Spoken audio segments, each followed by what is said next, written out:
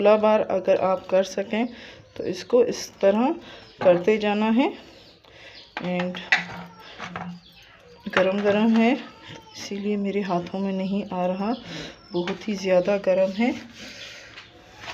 करना है, बहुत ही मेहनत से बनता है हमारा जो पतीसा है, मेहनत करनी पड़ती है।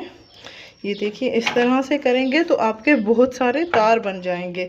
एंड 15 से 20 मरतबा इस तरह करें।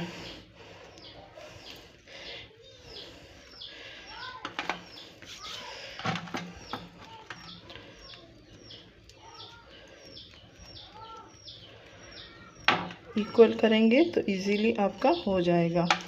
एंड अब इसको थोड़ा सा ग्रीस कर लेते हैं ट्रे को, ताकि हमारा जो ये पतीसा के चाश है वो चिपके ना।